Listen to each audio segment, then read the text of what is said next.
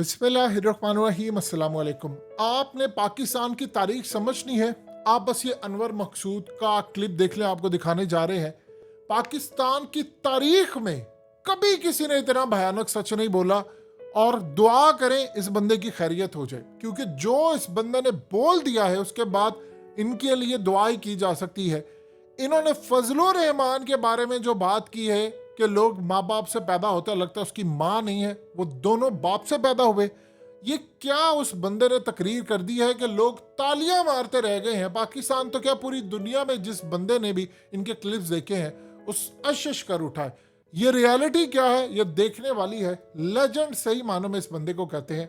देखिए क्लिप और एंजॉय कीजिए कि पाकिस्तानियों के साथ 75 साल में क्या फ्रॉड होता रहा। मोअज़्ज़ज़ ख़वातीन व हज़रात, शाह साहब ने जितने काम किए हैं उसके लिए सितारे इम्तियाज़ की कोई ज़रूरत नहीं है। बहुत बड़े बड़े काम किए हैं, तो ये तो एक तमगा है जो उन लोगों को ही मिल जाता है जिन्होंने कुछ नहीं किया है।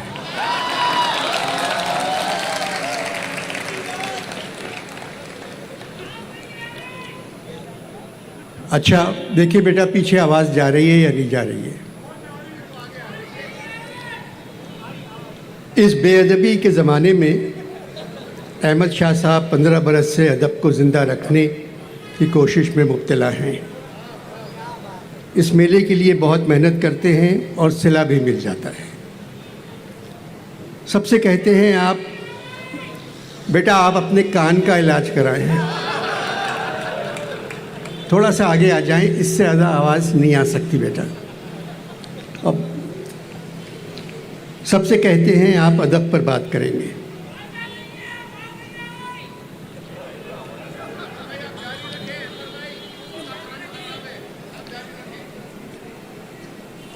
सबसे कहते हैं आप अदब पर बात करेंगे, सिर्फ मुझसे कहते हैं आप पाकिस्तान पर बात करेंगे, जबकि पाकिस्तान का अदब से कोई ताल्लुक़ नहीं है।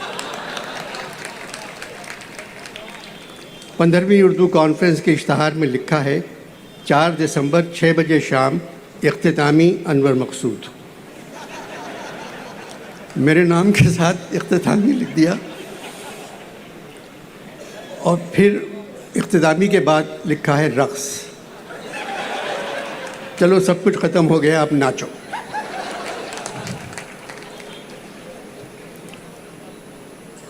अवाम के लिए दिल दुखाने का तसव्वुर पाकिस्तानी सरबराहों के दौरे हुकूमत में कदम कदम पर मैसर आ जाता है।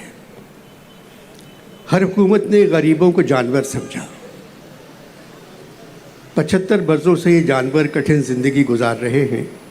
रोटी के लाले, रात की नींद हराम, गर्दो गुबार में छुपे हुए चेहरों को ये लोग सिर्फ इलेक्शन के ज़माने में देख लेते हैं। ऐसा लगता है माशरा दिलसोज़ी के नाम से आगाह नहीं है। परेशान हाल लोगों को ये लोग बैलों, गायों, बधियों, बछड़ों का एक गोल समझते हैं और बड़ी बड़ी स्याह शीशों वाली गाड़ियों में बैठे ख़ुद को खुदा समझते हुए, क्योंकि वो सब कुछ देख रहे हैं, उनको कोई नहीं देख सकता, सायरन बजाते हुए गोल को इधर उधर भगा देते हैं और उनके लिए बिरयानी के पैकेट फेंकते जाते हैं। बच्चे भाग भाग कर पैकेट उठा लेते हैं, बड़े नहीं उठाते। वो कहते हैं बच्चों को तो ज़िंदा रहना चाहिए।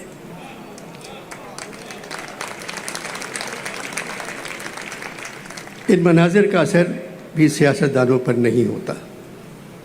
गाड़ियाँ गुजर जाने के बाद लोग खामोशी से वापस चले जाते हैं, जिस तरह जनाजे का खामोश जुलूस दफन करने के बाद घर लौटता है मायूस होकर। 75 बरसों से हम इस तरह के मंज़र देख रहे हैं। भाई कितना कमाओगे, कितना लूटोगे, कितना झूठ बोलोगे, कितना अपने ऊपर खर्च करोगे। गरीब तो अब कहते हैं कोई ताकत ही नहीं आपकी ताकत के सिवा, कुछ बचा ही नहीं मेरे लिए जन्नत के सिवा। गरीबों के लिए खाने पीने बावर्ची खाने को चलाने के सिलसिले में हमारे वज़ीर आज़म 6-7 मुल्कों के सरबराहों के सामने हाथ फैला चुके हैं। गरीब कहते हैं हमें बदनाम न करें, अपने लिए मांगें।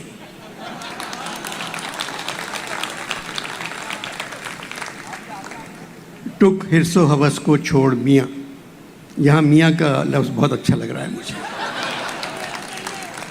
टुक हिरसो हवस को छोड़ मियाँ, मत देस बदेस फिरे मारा।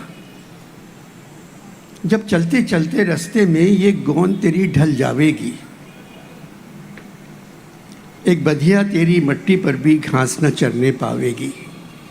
ये खेप जो तूने लादी है सब हिस्सों में बट जावेगी। धीपूत जवाई बेटा क्या, बंजारन पास ना आएगी, सब ठाट पड़ा रह जाएगा। बात यह है, ये हालात मुसलसल इस तरह क्यों रहते हैं भाई? जब बंदूक की ज़बान कौमी ज़बान बन जाए तो हालात ऐसे ही हो जाते हैं।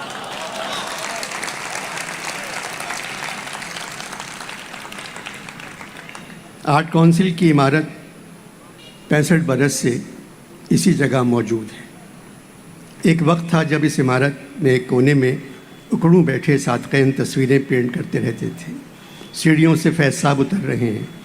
आर्ट काउंसिल के फिसल बंडे से सूफ़ी साहब फिसलते हुए आ रहे हैं क्योंकि वो सीढ़ियाँ नहीं चढ़ सकते थे। आली साहब, रईस अमरोवी, बुखारी साहब, सिफ्ते हसन, हाजरा आपस में बातें कर रहे हैं। इंतज़ार हुसैन साक़ी फ़ारूक़ी से बचते फिर रहे हैं। मोहम्मद हसन अस्करी खामोश बैठे हैं। फिर अस्करी ने बोलना शुरू किया। बोलने वाला अस्करी का ताल्लुक़ मोहम्मद हसन अस्करी से नहीं था।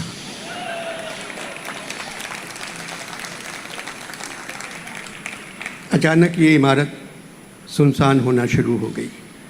आली जी जो कौमी लग़्मे लिख रहे थे वो अक्सर यहाँ नज़र आ जाते थे और जीवे जीवे पाकिस्तान गुनगुनाते रहते थे।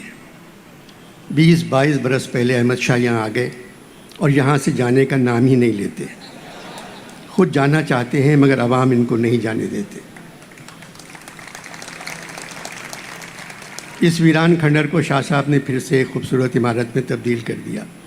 पढ़े लिखे लोग यहाँ आने लगे। 15 साल से उर्दू कॉन्फ्रेंस शाह साहब का पीछा नहीं छोड़ती।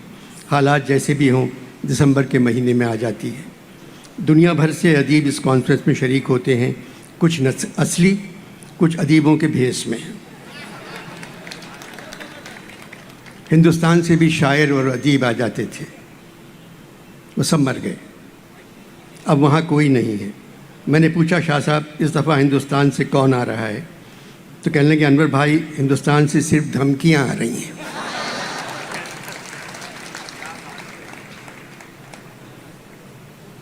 आर्ट्स काउंसिल के इलेक्शन उर्दू कॉन्फ्रेंस के बाद होते हैं और शाह साहब जीत जाते हैं।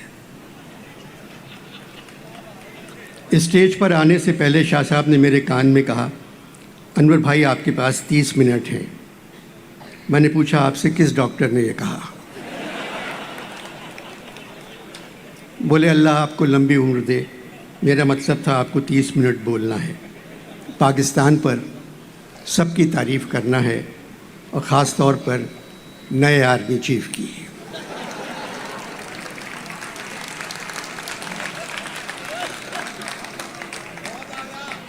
मैंने कहा, शाह साहब आसिम मुनीर साहब की तारीफ़ तो सब कर रहे हैं, फ़ौजी भी, उनके दोस्त भी, उनके मोहल्ले वाले भी, नेक, शरीफ, नवाजी, ईमानदार, बहादुर, अपने पेशे से मोहब्बत, वतन की इज़्ज़त, परचम की कदर। उनके एक पड़ोसी ने टेलीविज़न पे कहा, मेरे साथ गिल्ली डंडा खेलते थे। अब फ़र्क हो गया है, गिल्ली पड़ोसी के हाथ में है, डंडा आसिम मुनीर के हाथ में आ गया।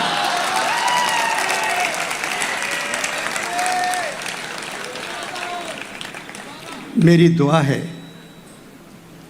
ये ऐसे फ़ौज के सरबराह हों जो सिर्फ फ़ौज का ख्याल रखें और आवाम का।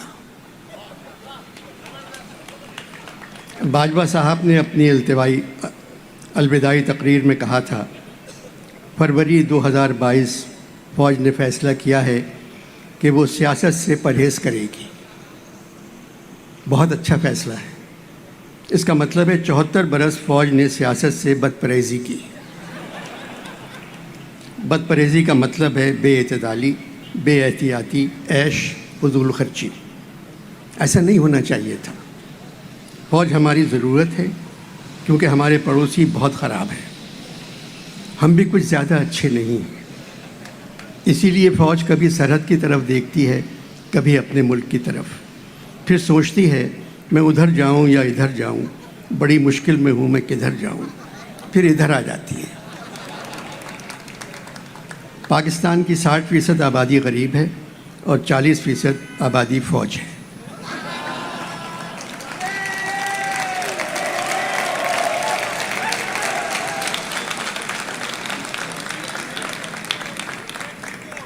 अमीरों का पाकिस्तान से कोई ताल्लुक़ नहीं। वो अपने बच्चों को मुसलमान करवाने भी लंदन भेजते हैं और कहते हैं यहाँ मुसलमान होने की सहूलत नहीं। बेरोज़गारी, बदहाली, महंगाई, परेशानी, पशेमानी, उदासी मुल्कों पर बादलों की तरह छा गई है। किसी को एहसास ही नहीं है कि वो इस मुल्क के साथ क्या कर रहे हैं।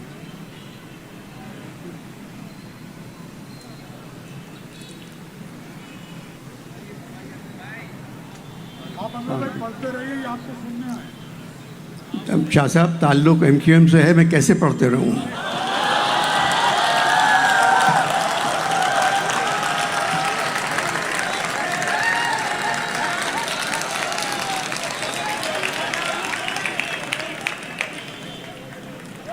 उदासी मुल्कों पर बादलों की तरह छा गई है। किसी को एहसास ही नहीं कि वो इस मुल्क के साथ क्या कर रहे हैं। कर्जा मिल जाता है तो ऐवान तालियों से गूंज जाते हैं। इसके बावजूद अहमद शाह का इसरार है मैं पाकिस्तान पर बात करूं, पाकिस्तानी कहानी सुनाऊं। हालात बदल गए शाह साहब। जो दिल में है, जो है ज़बां पे, दिल को नहीं उससे फ़ायदा। जो है ज़बां पे, दिल को नहीं उससे फ़ायदा। जो दिल में है वो ला नहीं सकते ज़बान पर। आपकी प्रेस कॉन्फ्रेंस में मैंने कहा था 83 बरस की उम्र में हमेशा मैंने कपड़े खुद अपनी मर्ज़ी से उतारे हैं। कुछ उल्टा सीधा बोलकर अपने कपड़े पंजाब पुलिस से नहीं उतरवाना चाहता।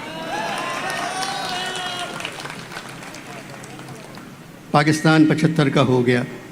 मैं पाकिस्तान से 8 बरस बड़ा हूँ। मेरी इन गुनाहगार आँखों ने पाकिस्तान को परवान चढ़ते कम और परवान उतरते ज़्यादा देखा है। गरीब गरीब तरीन हो गए, अमीर अमीर तरीन। 14 अगस्त 1947, नया मुल्क, नया आसमान, खूबसूरत सरजमीन। 24 साल बाद आधी ज़मीन बंगालियों ने वापस ले ली।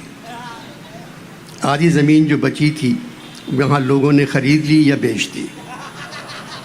अब सरजमीन में से सिर्फ ज़मीन गायब हो गई है, अंग्रेज़ी वाले सर बच गए। जिनके पास ख़रीदी हुई ज़मीन है, बेचारे गरीब मजबूरन उनसे कहते हैं सर ज़मीन कहाँ गई।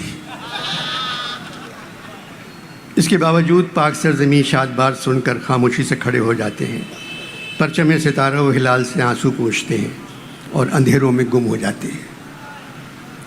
कहानी पाकिस्तान की सुनेंगे आप? किस्सा मेरा सुनोगे तो जाती रहेगी नींद। किस्सा मेरा सुनोगे तो जाती रहेगी नींद। आराम चश्म मत रखो इस दास्तां से तुम। ये कह के जो रोया तो लगा कहने न कह मीर। सुनता नहीं मैं जुल्म रसीदों की कहानी। कहानी जुल्म रसीदों की है। मुझे शाह साहब की बात याद आ गई। अनवर भाई, आपको बोलने का चेक जब मिलेगा जब आप लोगों को खुश और हंसता हुआ रखेंगे। शाह साहब, जो काम हुकूमत का है वो मुझसे क्यों सौंप रहे हैं? हुकूमत का काम है लोगों को खुश रखना और हंसता हुआ रखना। हुकूमत ने अवाम को हंसता हुआ तो रखा है। अवाम वज़ीर आज़म और तमाम वज़ीरों के बयानात पर घंटों हंसते रहते हैं मगर खुश नहीं है। पाकिस्तान की कहानी एक फ़िल्म की तरह है जो 75 साल से चल रही है। हिदायतकार पंजाब।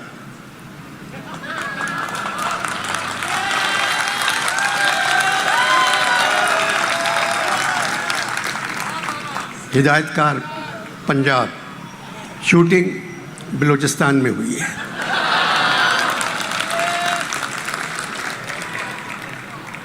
पसे पर्दा मौसीकी आर्मी का बैंड।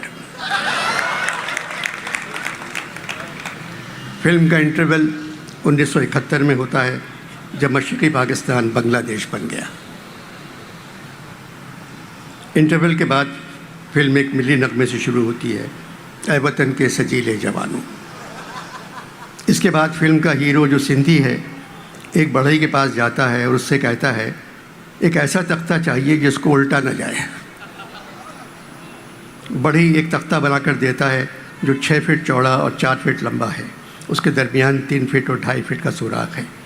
बढ़ई कहता है इस तख्ते को कोई उलट नहीं सकता, मगर इस तख्ते के दरमियान जो सुराख है तुम उसके नीचे जा सकते हो। इस मंज़र के बाद आर्मी बैंड है मर्द मुजाहिद जाग ज़रा अब वक्त शहादत आया बजाता हुआ गुजर जाता है। फिल्म के आखिरी मंज़र में एक आदमी अमेरिका से पैसे मांग रहा है, चीन से पैसे मांग रहा है, बरतानिया से पैसे मांग रहा है, सऊदीया से पैसे मांग रहा है, यूएई से पैसे मांग रहा है और कह रहा है अगर तुर्की से कर्ज़ा मिल गया तो कसम खुदा की आप सबके पैसे हम वापस कर देंगे। एक छोटा बच्चा आता है और वो आकर एक शेर पढ़ता है, खुदा से मांग जो कुछ मांग ना हो ऐ मुफलिस, खुदा से मांग जो कुछ मांग ना हो ऐ मुफलिस, यही वो दर है कि ज़िल्लत नहीं सवाल के बाद।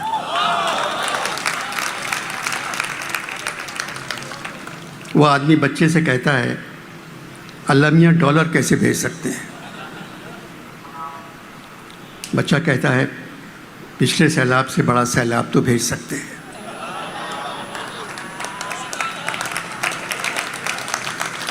फिर आपके दामन में डॉलरों की बारिश। अब सिर्फ तबाही और बर्बादी ही आपकी आमदनी का ज़रिया बन सकती है। जितनी तबाही उतनी बेहतरी। बेटे तुम तो क़यामत की बात कर रहे हो। मोहतरम क़यामत तो आ चुकी है। उसकी निशानियाँ पता है आपको क्या हैं? जब बुरे लोग अच्छे लोगों पर हुकूमत करने लगे,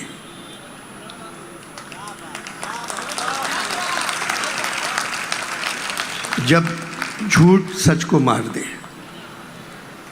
जब अदालतें किसी और इदारे से फैसला आने का इंतज़ार करने लगे,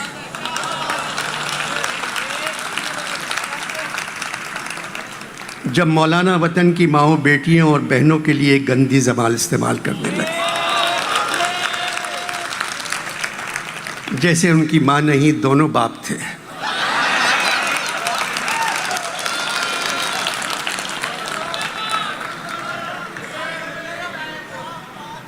तुम्हें कैसे मालूम बुरे लोग अच्छे लोगों पर हुकूमत कर रहे हैं? मैं आज की बात नहीं कर रहा हूँ, 75 वर्षों की बात कर रहा हूँ। सिर्फ बच्चों की तालीम पे ध्यान दें। एक यूनिवर्सिटी के बजाय 100 स्कूल खोल दें। बच्चों के हाथों में किताबें दे दें ताकि मुस्तक़बिल में ज़्यादा अच्छे लोग अच्छे लोगों पर हुकूमत कर सकें। अच्छा ये बताओ बेटे, हम इस मुल्क को किस तरह ठीक कर सकते हैं? अलिफ बे वाले कायदे से पे और एन निकाल दें, फिर जो मर्ज़ी आए वो करें। एन निकाल दें, एन निकाल देने से क्या होगा? जब आप कायदे से एन निकाल देंगे तो अस्करी गायब, उरूज गायब, अदालत गायब, अजाब गायब, इज़्ज़त गायब, उरियाँ गायब, ऐश गायब। अच्छा बेटे, और अगर पे निकाल दें तो पब्लिक गायब, परेशान गायब, पार्लिमान गायब, पेशी गायब, फिर मांग गायब, पशेमान गायब, पामाल गायब, पाकिस्तान गायब।